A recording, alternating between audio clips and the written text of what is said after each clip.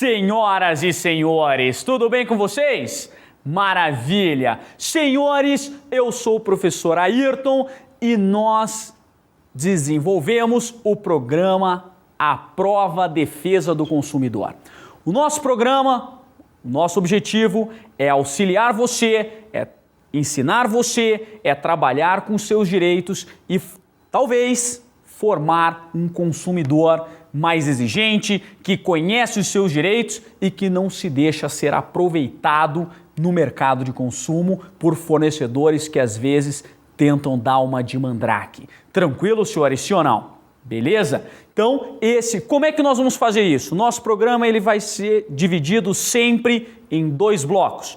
O primeiro bloco nós vamos trabalhar um assunto que será interessante na área de consumo. E a segunda parte eu vou responder dúvidas aí dos nossos alunos, das dúvidas dos nossos espectadores. Você pode mandar via Facebook, você pode direto lá para o meu Facebook, você pode mandar aqui no nosso canal do A Prova, aqui embaixo do nosso vídeo, pode postar e a gente vai respondendo aí nas nossas aulas. Tranquilo, senhores? Beleza? Senhores, eu quero conversar com vocês, aproveitar essa época natalina para falar um pouquinho de trocas com vocês. Troca. Todo mundo vai sair da sua casa, sair do seu trabalho e vai comprar um produto, alguma coisa para o amor da sua vida, para o seu filho, para a sua mãe, para a sua vovozinha. E, naturalmente, pode acontecer dessa pessoa precisar trocar ou você mesmo precisar trocar. E é isso que a gente vai conversar. Senhores, quando eu estou falando em trocas, nós temos que separar 2 situações. A primeira é quando o produto tem um problema. Quando aquele produto tem um problema de qualidade, de quantidade, de divergência entre a oferta e aquilo que está sendo apresentado, nós chamamos de vício. Quando nós temos um problema, nós chamamos de vício. Quando eu estou falando em vício, eu tenho uma regra para troca, certo? Agora, existe a outra forma de troca, que é quando que está atrelada à oferta.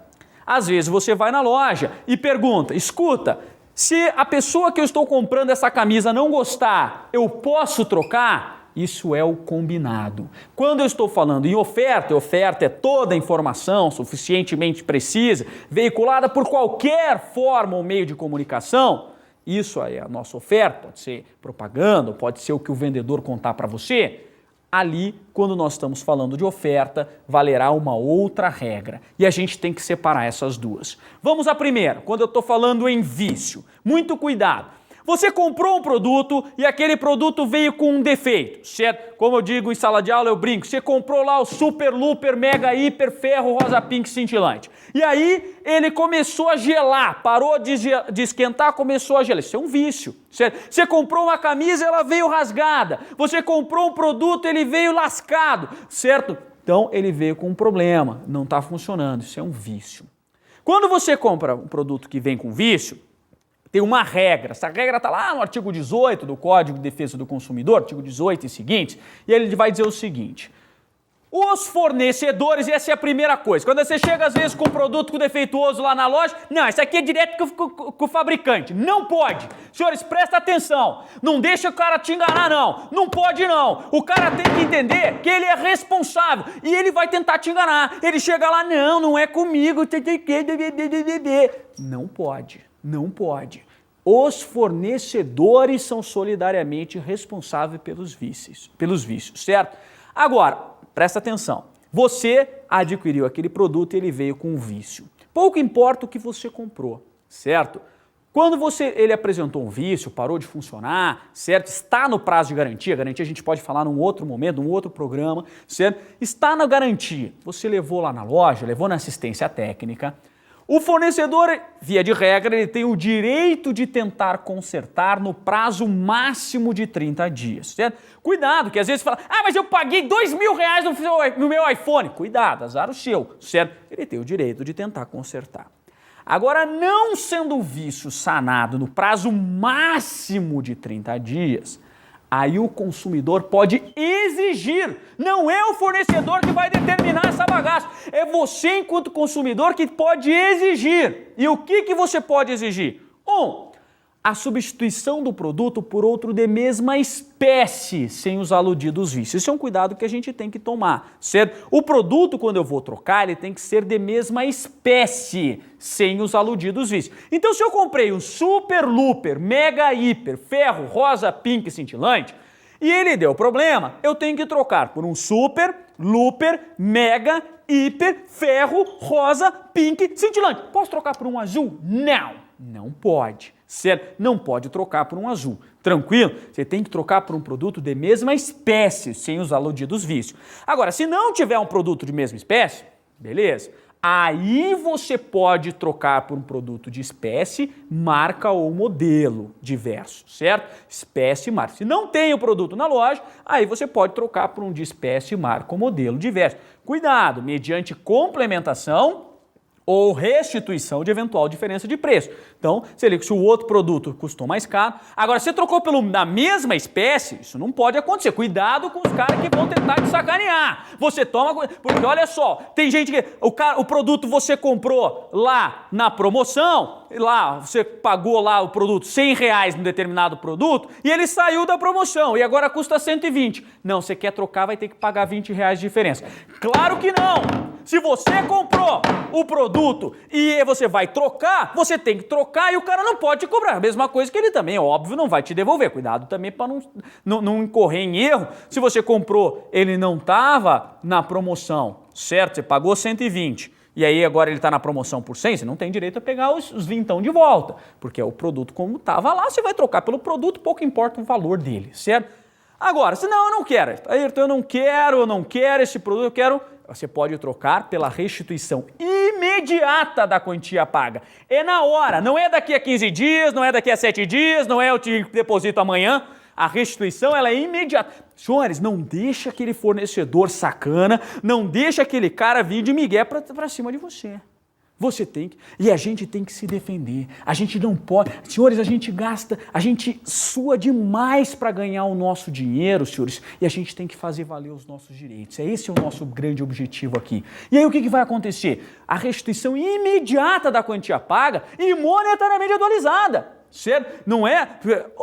Agora tem pouca inflação, não é mesmo? Não muda tanto essa brincadeira, mas é um direito monetário. Sem prejuízo de eventuais perdas e danos. Cuidado com o cara ele faz você assinar lá um papelzinho dizendo assim, olha só, se você pegar o dinheiro de volta, você abre mão de qualquer prejuízo que você teve. Nem pensar, senhores. Não pode. O cara não pode fazer um troço desse, porque a regra é clara, como já diria Arnaldo César Coelho, não é mesmo? Restituição é imediata da quantia paga, oportunidade que você não abre mão de eventuais prejuízos que você teve. Ou então você pode requerer um abatimento proporcional do preço. Tranquilo, senhores? Isso é quando tem um vício. Então, quando tem um vício, vamos relembrar isso aqui. E quem que vai trocar? Os fornecedores. Você tem que esperar o prazo de 30 dias, via de regra, existem exceções, certo? Mas, via de regra, você vai esperar 30 dias, não sendo o vício sanado naqueles 30 dias, aí você pode exigir a troca do produto de mesma espécie, a restituição imediata da quantia paga, monetariamente atualizada, ou abatimento proporcional do preço. Tranquilo, senhores? Sim ou não? Beleza? Então, essa é a regra básica de troca quando nós temos vícios. Então cuidado com aqueles caras que vão falar assim, se você comprar agora no Natal, eu não troco na semana do Natal, eu não troco no sábado, eu não troco final de semana. Vai trocar, porque não é ele que determina essa regra. Quem determina essa regra é a lei. Foi o legislador. Não gosta de trocar no final de semana? Claro, se ele abrir no final de semana, né? Não gosta de trocar no final de semana, certo? Então, vai lá no Congresso Nacional e faz mudar a lei. Mas ele vai ter que cumprir isso aqui e você pode exigir, no caso de vício, certo? Agora, você não precisa esperar o prazo de 30 dias se não tiver conserto. Se o conserto deteriorar o produto, diminuir a qualidade, diminuir-lhe o valor, ou se tratar de produto essencial. Aí você não precisa esperar o prazo de 30 dias. Tranquilo, senhores? Sim ou não? Cuidado com isso aqui para você não ser enganado no nosso mercado de consumo. Beleza? Existem outras hipóteses que você também não precisa esperar o prazo de 30 dias quando o produto não poderia ter sido vendido, produto cujos prazos de validade estejam vencidos, os produtos deteriorados, adulterados, avariados, falsificados, corrompidos, fraudados, nocivos à vida. ou aqueles produtos de acordo com as normas regulamentares de fabricação, de distribuição. Você também não precisa esperar o prazo de 30 dias para trocar quando o produto não fizer, certo? Por qualquer motivo aquilo que se propõe a fazer, certo? Então ele não faz. Você comprou uma cafeteira, ela não faz café, faz pão. Eu não quero uma máquina de pão. Se eu quisesse uma máquina de pão, eu comprava de pão. Eu quero uma cafeteira que faz café. Então, se ele por qualquer motivo se revela inadequado aos fins que se destina, então você pode trocar imediatamente. Tranquilo, senhores? Sim ou não? Beleza? Cuidado para não ser enganado. Então o cara chega lá e fala, não sou eu que vou trocar. Ele tem que trocar sim.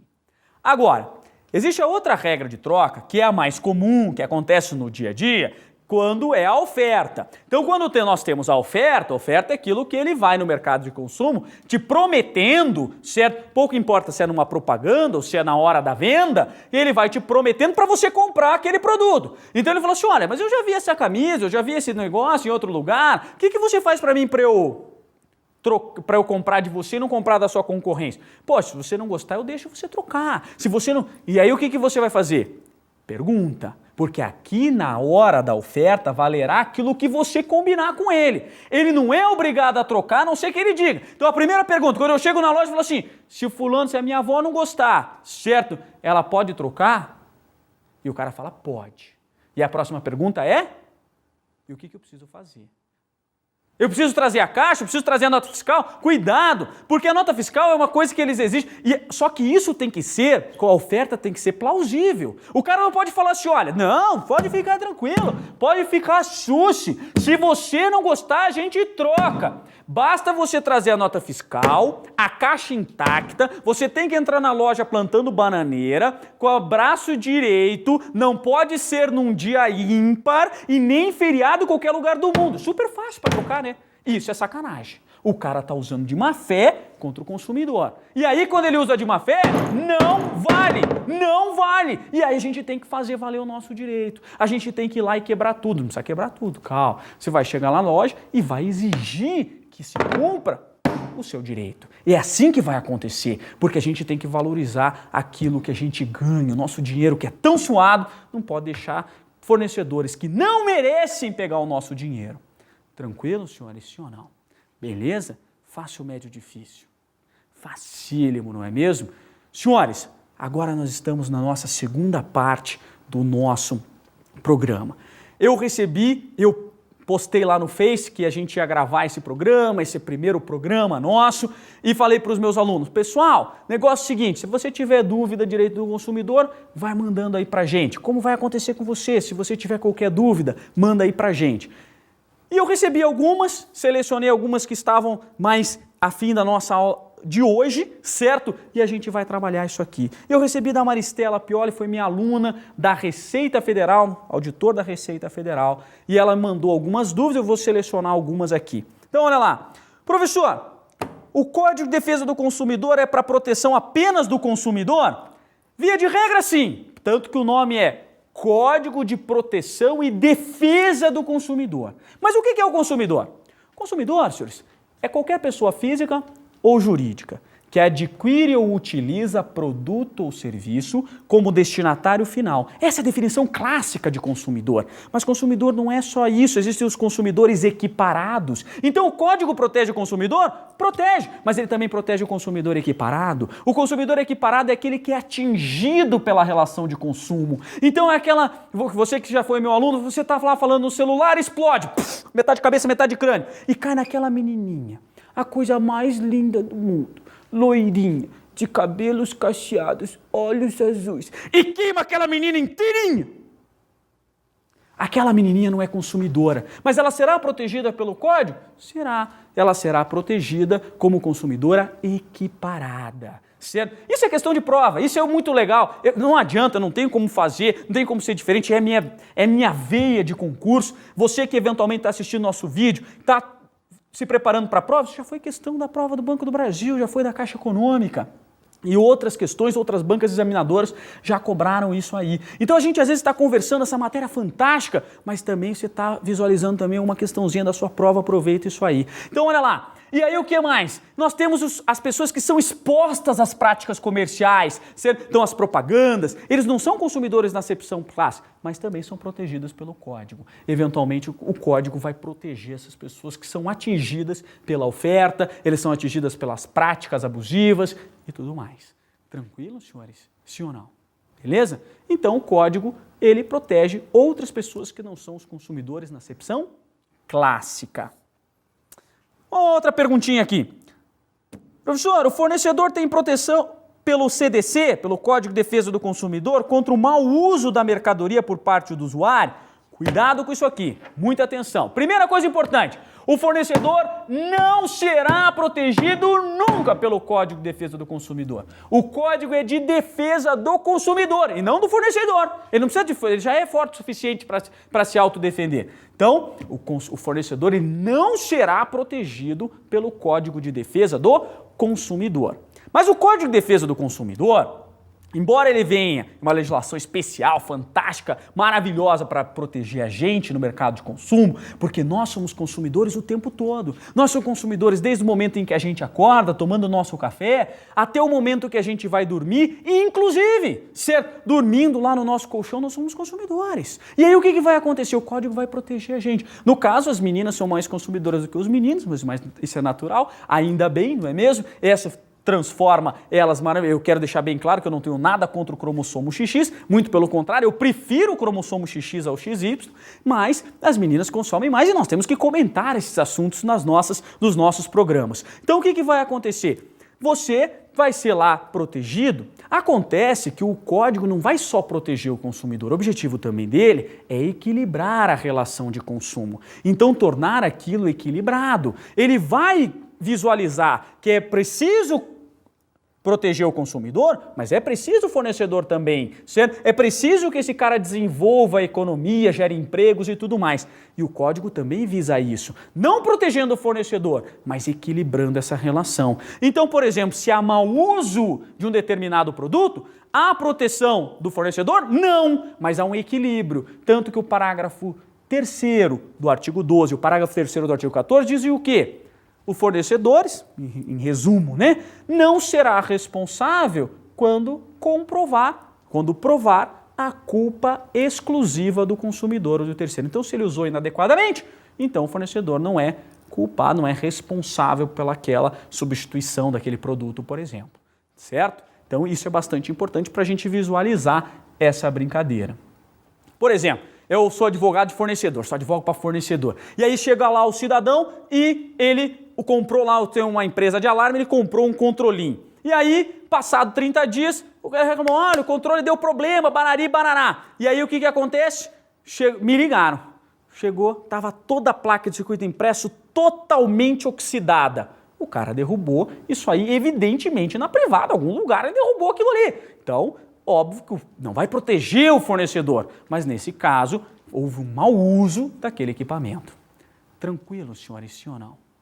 Alguma dúvida? Alguma certeza?